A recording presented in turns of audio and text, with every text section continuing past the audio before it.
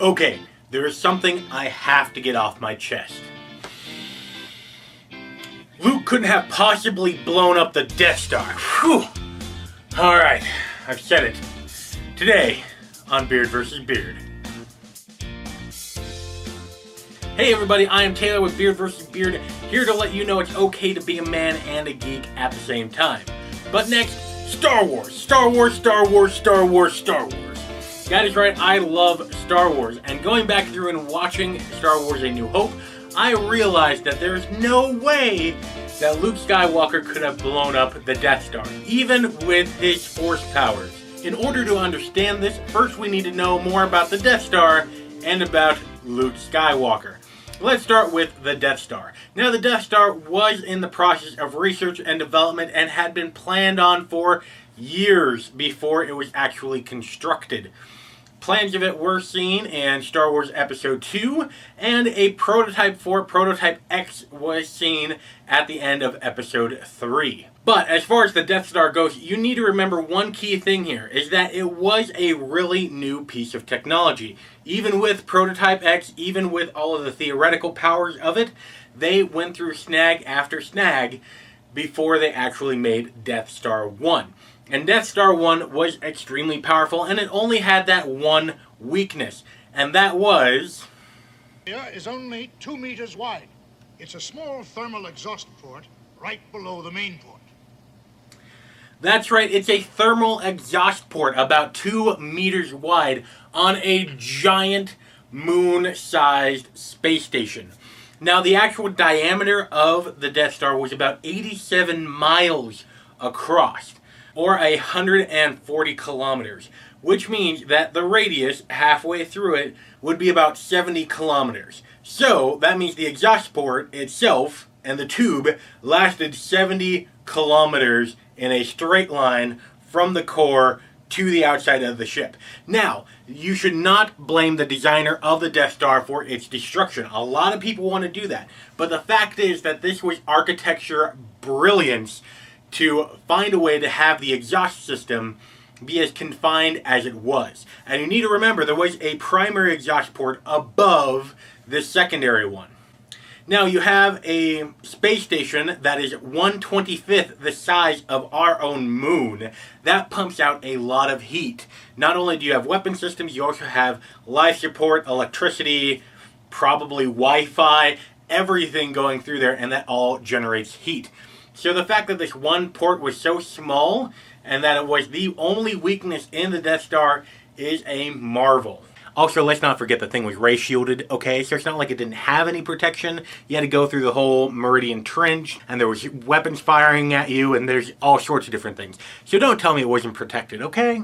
Now, the only thing that could penetrate the ray shielding and go into this core was photon torpedoes, and trying to make it so that the torpedoes went in and took a 90-degree turn down. Because after all, the blueprints of that showed that the actual hole was facing the ship. Ship's coming out this way, hole's right here. It's not hole into the ground, so you're going along and you're shooting down at it. So this torpedo had to go in and then down and travel perfectly straight for 70 kilometers. Okay, that is an incredible shot, and as Han Solo says... Great shot, kid! That was 1 in a million! Yeah, 1 in a million. Try 1 in a billion. Now, a lot of people attribute this to Luke's Force powers on how he could even make this shot, which brings us to talking more about Luke Skywalker. Now, as we all know, Luke Skywalker is the son of Anakin Skywalker, who is Darth Vader, and that he does have a natural ability towards the Force anyway, which never really shows up until he's on the Millennium Falcon getting trained. And that training consists of one session between him and Ben Kenobi with a T1 remote. And that didn't really turn out all that well.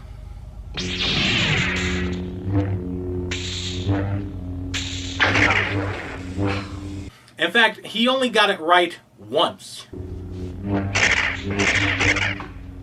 See? You can do it. So Luke had 10 minutes of training, or give or take 10 minutes. Very little training in the ways of the Force.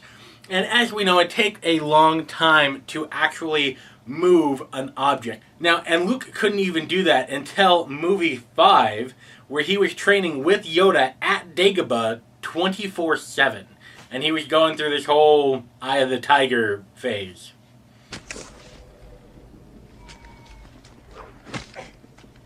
Right. Now, we do know from a conversation that Luke had with Wedge that he did have some piloting ability, and he could fly that floaty car thing that they had. But apart from that, Luke didn't receive training, but he wanted to. He wanted to go to the Academy. Now, the Academy is the Imperial Academy. That is where people go to train to become pilots, officers, and soldiers for the Empire. Now, his buddy Wedge went there, received training, and dropped out and joined the Alliance because all the time he didn't like the Empire, he wanted to join the Alliance. And from Wikipedia, under the canon section, not the legacy section, big difference, this was actually Wedge's plan, and he told Luke this before going off and actually joining the rebellion. So Luke had minimal flight training as well as minimal force training. He was less than a Padawan. He was less than a youngling. He was less than those 5-year-old kids in this season. We're talking about someone who had just barely even known about the Force that week, and all of a sudden he is making photon torpedoes take 90-degree turns, go perfectly straight for 70 kilometers and blow up something, causing a chain reaction that would blow up an entire Death Star. Bullshit. More than likely, here's what happened. While flying through the Meridian Trench, Luke had the flying instinct and the Force well enough to stay out of Darth Vader's sights just long enough to fire those torpedoes. The torpedoes were able to enter into the proper hole. However, since those torpedoes were not high-tech enough to make a 90-degree turn and travel straight for 70 kilometers, those torpedoes went in and exploded. Luke was going at full throttle and had to pull out of that trench fast enough so we don't see that explosion. It went in a little bit and exploded that way. Most likely, here's what happened. Luke thought he made it, he took off, and the rest of the rebels went back to Yavin 4. In the meantime, we know that the Death Star was planning to blow up Yavin 4. Now remember, this is a new piece of technology with newly trained crew. And although the crew on there were excellent people in their own fields, shit happened. Now people said that the lag time were the photon torpedoes traveling that 70 kilometers in order to reach the core. However, that lag time was also long enough for these people to charge up their entire Death Star's worth of planar blower-upper guns in order to blow up Yavin 4. Most likely, instead of the missiles actually reaching the core, causing the chain reaction to blow up the Death Star, there was either two things. One, there was a critical malfunction somewhere in the giant ball that was the Death Star that caused it to overload and explode. It could have been someone's negligence, or it could have been a sympathizer of the Alliance or another rebel person stationed on the base that we just did not hear about, that actually was able to sabotage the system so that the Death Star blows up.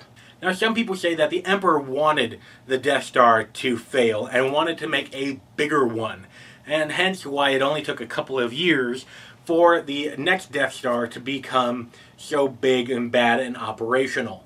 I don't think that was the case because this person was also over an entire galaxy. And for that Death Star to explode, that would kill approximately 1.7 million of his best trained men and officers, as well as killing several key military personnel. And the only thing that would succeed from that is Darth Vader would be alive, but the rebels would still be alive and kicking as well. So I don't think that the Emperor really detonated it on purpose. So to explain, no, that takes too long. So to sum up, the Death Star was built very soundly, and the fact that there was only a 2-meter wide hole that led to the center of the core is actually a great sense of architecture, so you can't blame the architect. Secondly, it is new technology, and that we're still working out the kinks. It had only had one successful test run, and that was blowing up Alderaan. 2. Luke's piloting skills were minimal and Luke's force skills were way minimal. 10 minutes of training does not make you qualified to use photon torpedoes that travel extremely fast to actually be awesome. And also, the Rebel Alliance did not get their hands on advanced photon torpedoes that could make 90-degree turns. Now, as far as that, you will say, but Taylor, it's on Wikipedia. Yeah, those photon torpedoes are on the Legendary tab, not the Canon tab. And the Canon tab is what matters. So let me know what you think about this theory and about whether or not Luke actually did blow up the Death Star. Go ahead and comment down below. Also, you can go ahead and subscribe. There are awesome videos coming out in the future. If you want to see another theory, you can click right here. This is all about whether or not Hagrid should have a criminal record and have spent time in Azkaban. Or you can click the video here about how to properly shave like a man. Remember, if the women don't find you manly, they should at least find you geeky. Don't go shaving on me.